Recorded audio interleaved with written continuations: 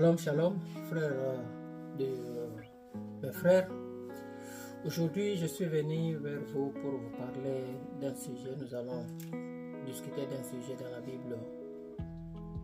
Nous sommes des chrétiens. Il arrive des fois, nous prions, mais Dieu ne nous exauce pas. Dieu ne nous écoute pas. Comme c'est dit en Jacques chapitre 4, verset 3. Où la Bible nous dit, nous demandons, mais Dieu ne nous exauce pas. C'est pas dit que nous sommes des païens. Nous sommes des chrétiens. Nous sommes des enfants de Dieu. Nous allons à l'église.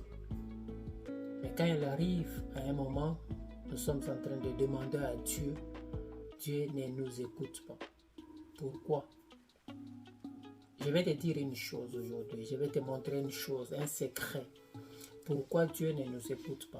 Dieu ne nous écoute pas parce que nous ne mettons pas en pratique certaines choses que Dieu nous demande. Et parmi ces choses, aujourd'hui, je vais te montrer au moins 4. C'est pour cela que je te demande de ne pas quitter la vidéo, de suivre cet enseignement jusqu'à la fin. Je ne vais pas te prendre beaucoup de temps, sauf que ces moments que tu vas me donner, ce temps que tu vas me donner sera bénéfique pour toi dans ta vie spirituelle. Tu vas voir beaucoup de choses changer et tu vas voir que au fur et à mesure tu es en train de mettre en pratique ce que Dieu te demande de faire, ce que je vais te montrer aujourd'hui comme secret, tes prières seront exaucées par Dieu. Je ne dis pas que je suis quelqu'un qui vient te donner la libération, ou bien qui vient te donner une sorte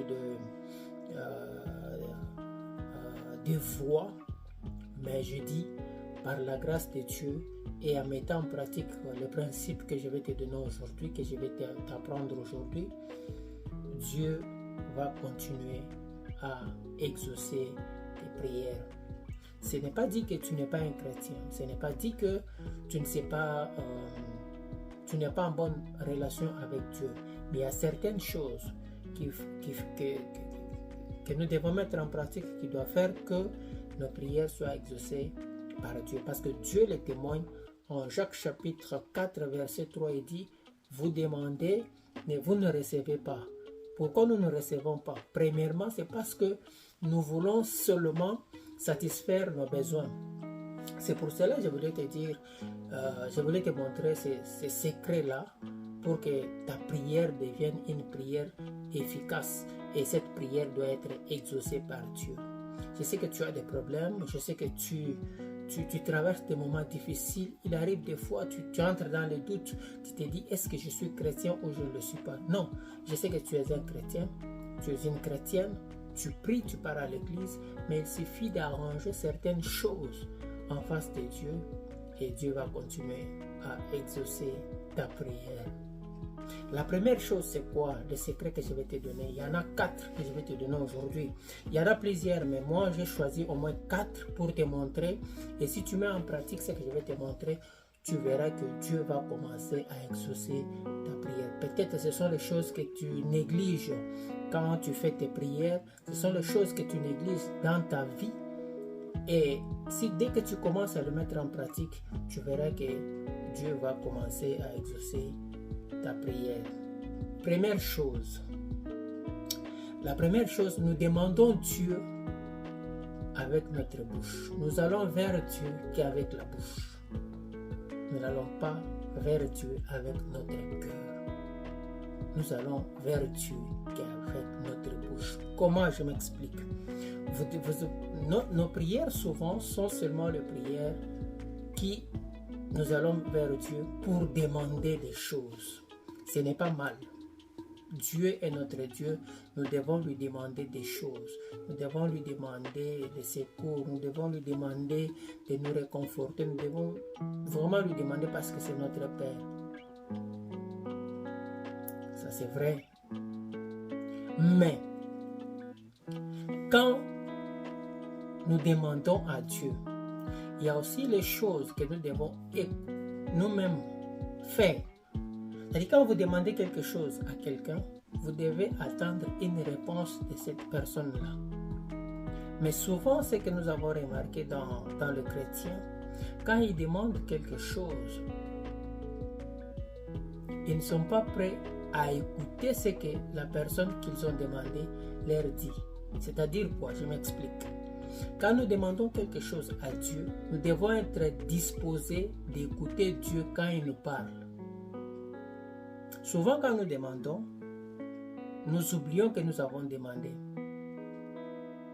Nous oublions que nous avons demandé. Et quand Dieu nous parle, nous ne sommes pas disposés à écouter. Peut-être c'est dans ces moments-là que Dieu nous donne les directives pour comprendre, pour savoir faire quelque chose et arriver à toucher ou arriver à vivre le miracle. Mais pendant ces moments-là, nous sommes distraits. Première chose, nous demandons Dieu qu'avec notre bouche. Deuxième chose, nous ne sommes pas prêts à écouter quand Dieu nous parle. Quand Dieu vient nous répondre, nous ne sommes pas prêts à écouter ou bien nous sommes plongés dans la distraction, oubliant que nous avons demandé quelque chose à Dieu.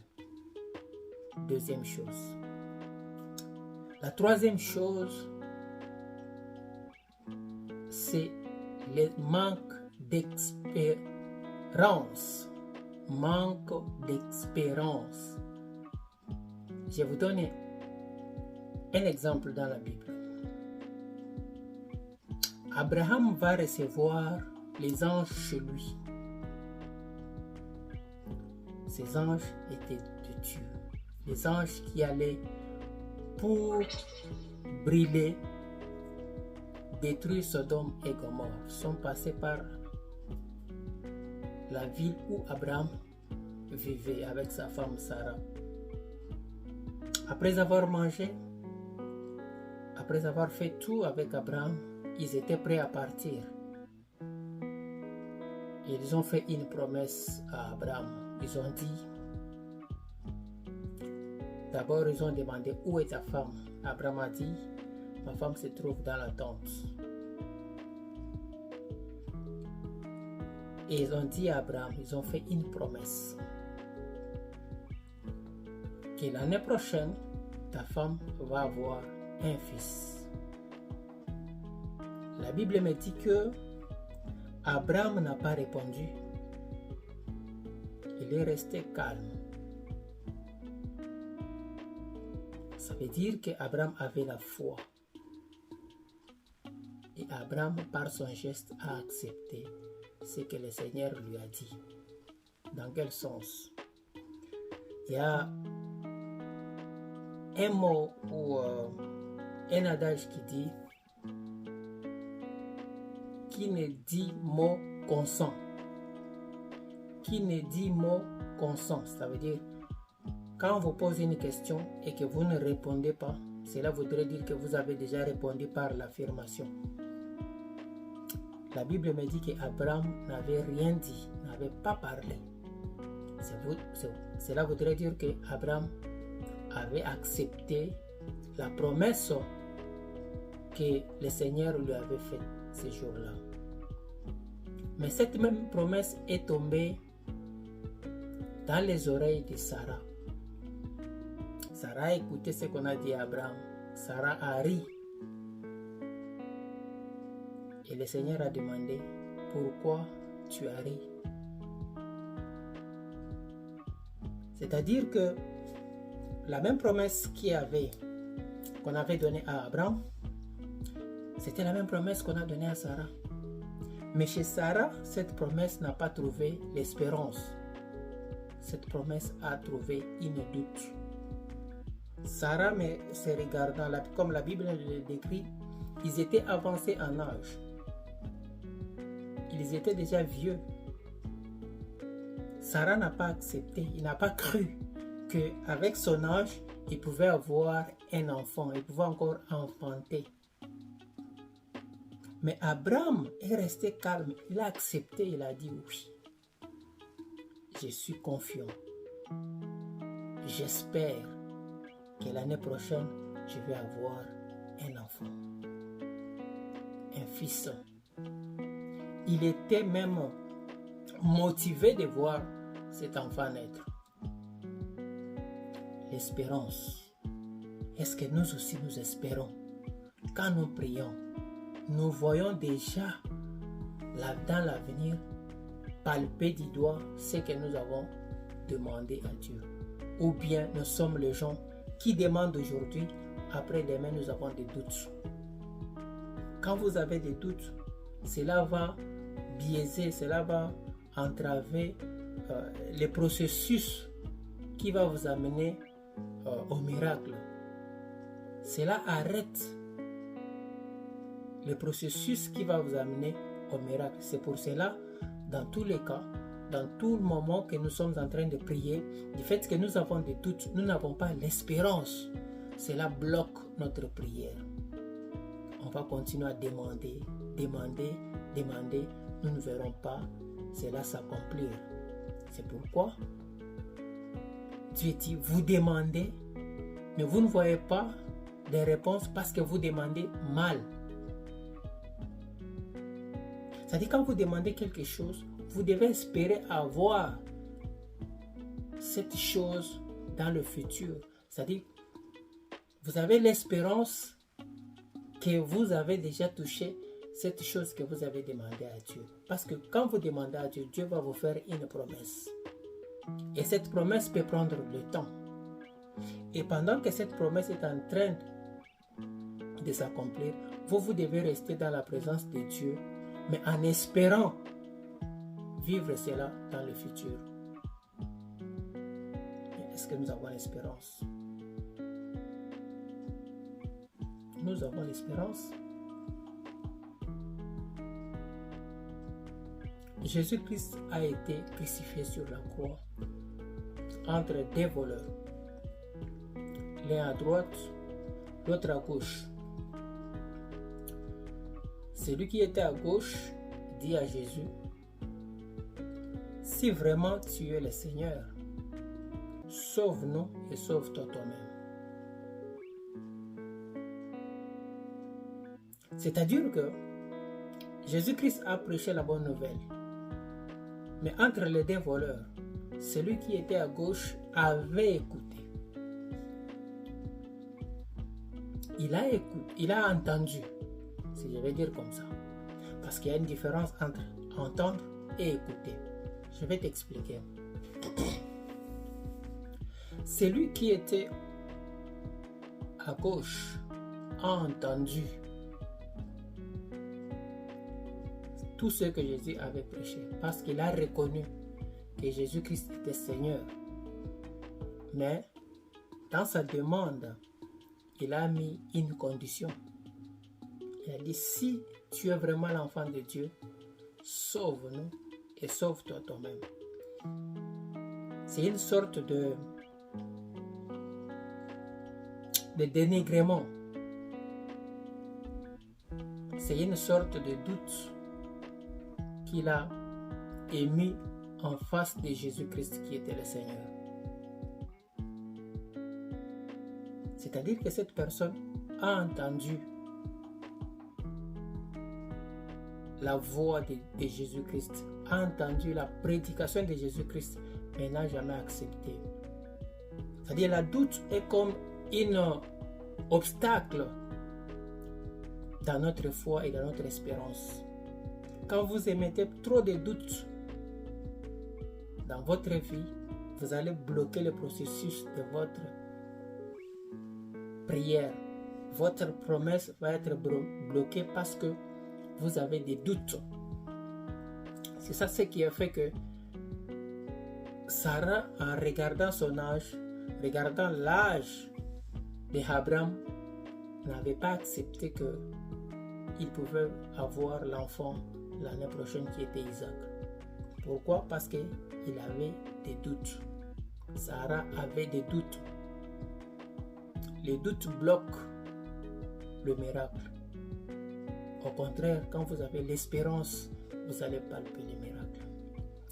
Le voleur qui était à droite dit à son frère, il dit, nous si nous sommes ici, c'est parce que nous méritons. Nous avons commis des dégâts, nous avons des forfaits, nous sommes des voleurs, nous sommes des brigands, nous avons fait des choses, la loi nous a condamnés. Et si nous sommes là, c'est parce que nous sommes victimes, nous sommes coupables. Mais Jésus-Christ que tu vois est innocent. Sa place n'est pas ici. Voilà quelqu'un qui a écouté la parole, malgré qu'il était voleur, il a reconnu que la place de Jésus n'était pas là. Maintenant, je vais te montrer une chose. L'espérance. Comment l'espérance peut débloquer tes prières. Comment l'espérance peut débloquer tes promesses. Les promesses que Dieu t'a faites peuvent se transformer en miracle. Parce que tu as l'espérance. Au cas contraire, les doutes bloquent nos prières et l'accomplissement des miracles. Et l'espérance va débloquer nos prières et nous donne le miracle. En fin de compte, ce voleur va dire à Jésus, Seigneur, le jour où tu reviendras dans la gloire, souviens-toi de moi. Seigneur, le jour où tu reviendras dans la gloire, souviens-toi de moi. Ça, c'est l'espérance. C'est-à-dire, ces voleurs-là voyaient déjà Jésus-Christ. Non pas ce même jour-là, sur la croix. Ils voyaient Jésus-Christ revenir dans la gloire. Il a demandé, Seigneur, ces jours-là, souviens-toi de moi. Est-ce que quand nous demandons, nous avons aussi l'espérance? Bien-aimé, quand tu demandes, quand tu pries, est-ce que tu mets en pratique l'espérance? Je m'excuse. L'espérance. Ça, ce n'est pas la foi. La foi, c'est ce que Jésus-Christ a fait avec Bartimée. Bartimée qui était aveugle de naissance. Quand il a entendu que Jésus-Christ était en train de venir, il a crié. Il a crié. Fils de David, sauve-moi. Et Jésus-Christ lui a demandé sur le champ, qu'est-ce que tu veux que je fasse? Bartimée a dit, je voudrais retrouver la vue. Ça, c'est la foi. C'était du tic au tac. Tout d'un coup, il a retrouvé la vie. Mais quand Dieu te fait une promesse,